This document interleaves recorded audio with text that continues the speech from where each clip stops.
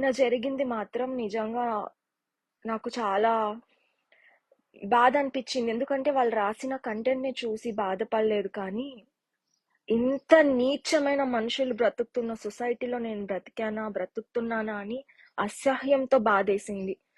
మరీ అసలు ఒక 3-4 నెలల క్రితం ఏదో స్పా సెంటర్‌లో నేను దొరికానని రాశారు. పేపర్ క్లిప్ తీసుకొనొచ్చి పెట్టారు. దాని తర్వాత నేను అసలు ఆడపిల్లనే కాదు మగవాడిని అని రకరకాలుగా నా పైన ఏవో పనికిమాలిన ముద్రలేయడానికి ట్రై చేశారు. అది వర్కౌట్ అవ్వలేదు. నేను ఆగలేదు. ఇప్పుడు తీసుకొని వచ్చి విదేశాలలో టీడీపీ పోర్న్ స్టార్ ఏంటండి? అసలు ఆ మాట ఏంటండి? అసలు ఆ మాట పలకడానికి కూడా అసహ్యంగా ఉంది. అంత నీచంగా దిగజారిపోయి ఒక ఆడపిల్ల గురించి మాట్లాడాలా? ఈ 4 డబ్బులు సంపాదించుకోవడానికి ఒక అమ్మాయి వ్యక్తిత్వాన్ని ఇంత దారుణంగా దిగజార్చి మాట్లాడాలా?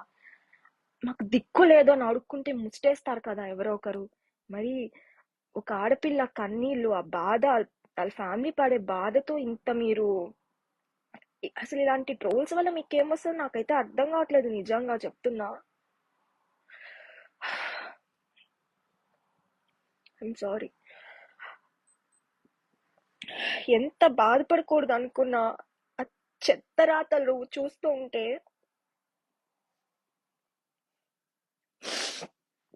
కానీ సజ్జల భార్గవ రెడ్డి నీకు చెప్తున్నాను నేను,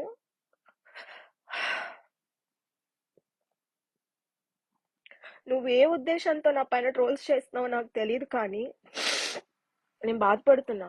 కానీ ఆగేదైతే లేదు చెప్తున్నాను. గుర్తుపెట్టుకో. ఇంత దాకా వచ్చి ఇంత ఇంత క్యారెక్టర్ అసాసినేషన్ చేసి మా మమ్మీని అన్నారు, మా ఫాదర్ని అన్నారు, మా ఇంట్లో వాళ్ళని స్టేషన్స్ తీసుకెళ్లి ఇబ్బంది పెట్టారు.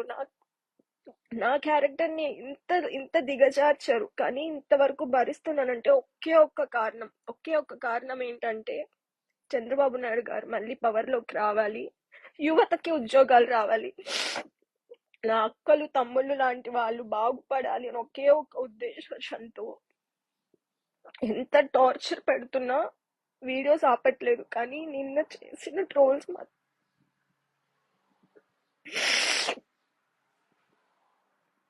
నిజంగా నిజంగా నిజంగా వదిలిపెట్టే ప్రసక్తే లేదు. ఇలాంటి మాటలు ఆల్రెడీ లోకేష్ అన్న, చంద్రబాబు నాయుడు గారు చాలా సందర్భాల్లో చెప్పారు, ఎవరిని వదలమని. ఖచ్చితంగా నా పైన ఇంత బ్యాడ్ ట్రోల్స్, నిజంగా నేను చెప్తున్నా, ఏ పార్టీకి సంబంధించిన ఆడపిల్లని కానీ నా పైన వాళ్ళు బ్యాడ్ గా ట్రోల్స్ చేసినా కానీ కనీసం ఒక బ్యాడ్ కామెంట్ కూడా నేను వాళ్ళ గురించి నేను ఎప్పుడు పెట్టలేదు. కేవలం జగన్మోహన్ రెడ్డి గారు చేస్తున్నవి జనాలకి తెలియాలని ఒక ప్రయత్నంతో చెప్తున్నాను తప్ప, దానివల్ల జనాలకి మంచి జరగాలని ఉద్దేశంతో వీడియోలు చేస్తున్నాను తప్ప, మరి ఇది కరెక్ట్ కాదు. సజ్జల భార్గవ రెడ్డి చెప్తున్నాను చూడు, ఈ రోజు నీకు అధికారం ఉంది, నీ బాబుని వెనకాల ఉండొచ్చు, నీ బాబుకి ఇంకెవడో వెనకాల ఉండొచ్చు, కానీ దేవుడు కాలం మాత్రం వదిలిపెట్టదు నిన్ను. చెప్తున్నా.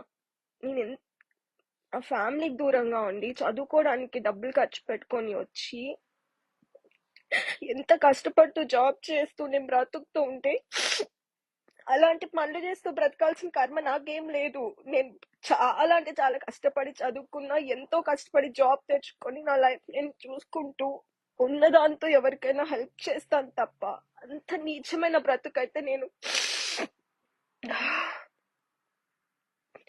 అలాంటి బ్రతకాలనుకుంటే చావనైనా చస్తాను, కానీ అంత దిగజారి జీవితంలో నేను ఎప్పుడు బ్రతకలేను. కానీ మీరు పెట్టిన పోస్టులు చూస్తూ ఉంటే, కానీ ఇంకొకటి చెప్తున్నాను గుర్తుపెట్టుకోండి, మేబీ నేను ఈ క్షణం బాధపడవచ్చు, కానీ నేను గాంధీ కాలంలో పుట్టిన ఆడపిల్లని కాదు. మీరు ఏడిపించారు కదా అని ఏడుస్తూ కూర్చొని ఒక మూలన ఇంతే నా జీవితం, ఇంకా నా క్యారెక్టర్ అసాసినేట్ చేశారని అలాంటి ఆడపిల్లని కాదు నేను. ఒక గంట ఏడ్చిన మళ్ళీ బయటకు వచ్చి తాట తీసే రకం నేను. ఈ రోజు నుంచి చెప్తున్నాను, గుర్తుపెట్టుకో సజ్జల భార్గవ రెడ్డి, నీకే చెప్తున్నా, నీ వైసీపీ పేటీఎం కుక్కలకి మళ్ళీ చెప్తున్నా, ఈ రోజు నుంచి 100% ఇంకా ఎక్కువ డోస్ పెంచి చెయ్యకపోతే రాసి పెట్టుకో. నన్నంటే, నిన్నంట, నీ బాబునంట, నీ ఫ్యామిలీ మొత్తాన్ని నేను లాగుతా. నా ఫ్యామిలీని అంటే డైరెక్ట్ గా తుగ్లక్ గారి ఫ్యామిలీని మొత్తం అనకపోతే రాసి పెట్టుకో. నీకు పద్ధతిగా వీడియోలు రావాలి, పద్ధతిగా పోస్టులు రావాలి అనుకుంటే మీరు పద్ధతిగా ఉండండి. మీరు ఉండండి, మేము ఉండకపోతే ప్రశ్నించండి, అప్పుడు ఒప్పుకుంటా. చెప్తున్నా, మళ్ళీ మళ్ళీ చెప్తున్నా, ఇంకా నుంచి ఇంత దారుణంగా ట్రోల్స్ కి గురైన తర్వాత ఆగే ప్రసక్తే లేదు. ఏ పేటిఎం కుక్క ఎన్ని బూతులు పెడితే అన్ని బూతులు తిరిగి అంతకంటే 100 ఇంతలు పెట్టకపోతే రాసి పెట్టుకోండి.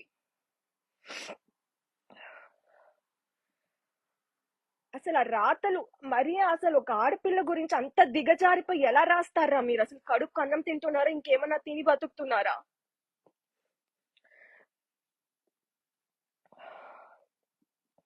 ఆ ప్రజాపక్షం అనే పేపర్ వాళ్ళు ఎంత గొప్ప వాళ్ళు అంటే, ఆ పేపర్ క్లిప్స్ వాళ్ళ కోసం వాళ్ళు చేశారని వాళ్ళని అడిగితే ఉమ్మేశారు మీ బతుకుల మీద. కేసులు పెడతారంట, రెడీగా ఉండండి. వాళ్ళ పేపర్ వాడుకుని ఇంత ఇంత నీచమైన పోస్టులు వేస్తున్నారు అని చెప్పి. మళ్ళీ నిన్న ఒకడు ఫోన్ చేసి బెదిరిస్తాడు, నీ వెనకాల ఎవరున్నారు, నీకెంత కావాలి అని. ఎంతమందిని కొంటారా? ఎవరిని కొంటారా? స్వార్థంతో రాజకీయాల్లోకి వచ్చిన వాళ్ళని కొంటారేమో.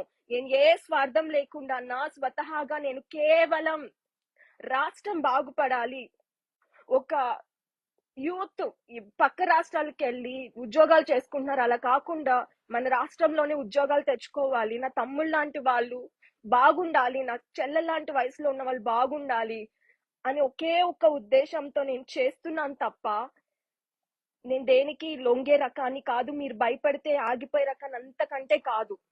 కాకపోతే మీరు పెట్టిన దానికి అసహ్యంతో ఇంత దరిద్రమైన నీచ నికృష్టమైన సొసైటీలో పుట్టానని బాధపడుతున్నాను అంతే. ఆగేదైతే లేనే లేదు, వదిలేది కూడా లేదు. సజ్జల భార్గవ్ రెడ్డి, నీకు చెప్తున్నాను చూడు, జీవితంలో నేను అసలు వదిలేదే లేదు. నీకు నాకు పరిచయం కూడా లేదు, నువ్వు ఎవడో కూడా నాకు తెలియదు. కానీ నన్ను, నా ఫ్యామిలీని, మా మమ్మీని, మా డాడీని చాలా దారుణంగా టార్గెట్ చేశావు. నిన్ను వదిలేదే లేదు. నిన్ను రాసి పెట్టుకో. నువ్వు ఈ రోజు నువ్వు నీ టైం కావచ్చు, నా టైం ఖచ్చితంగా వస్తుంది. ఆ రోజు నీకు ఉంటది, చెప్తున్నా. అసలు నా ఫ్యామిలీకి అసలు రాజకీయమే సంబంధం లేదు. తీసుకొని వచ్చి మా మదర్ని, మా డాడీ, ఎందుకు మీకు అంత ఉలికిపాటు? మీ బతుక్కి కనీసం ఏ రోజైనా ఒక పసి బిడ్డని రేప్ చేస్తే ఒక పోస్ట్ పెట్టి ఖండించారా? మీ మహిళా కమిషన్, ఒక మహిళ వాసిరెడ్డి పద్మ ఉంది, ఎందుకు గాడిదలు బిక్కుతున్నారా? లేకపోతే ఆ రోజా నిన్న మొన్న ఒక వీడియో చూసాను, నా కుటుంబం పైన, నా కూతురు పైన ట్రోల్స్ చేస్తున్నా, నా పైన ట్రోల్స్ చేస్తున్నాను, వదిలేదే లేదు, తాట తీస్తానని చెప్పింది. అదే రోజాని ఈ రోజు నేను పబ్లిక్ గా క్వశ్చన్ చేస్తున్నా, నీలాంటి తల్లే నన్ను కూడా కనింది, నువ్వు ఒక తల్లివే, నువ్వు ఒక ఆడదానివే, నీ కూతురు లాంటి ఆడపిల్లనే నేను కూడా. నీ పార్టీ వాళ్ళు సిగ్గు లేకుండా ఒక ఆడపిల్లని ఇంత దారుణంగా ట్రోల్స్ చేస్తుంటే కళ్ళు కనిపించట్లేదా నీకు? ఏం గడ్డి బిక్కుతున్నావా?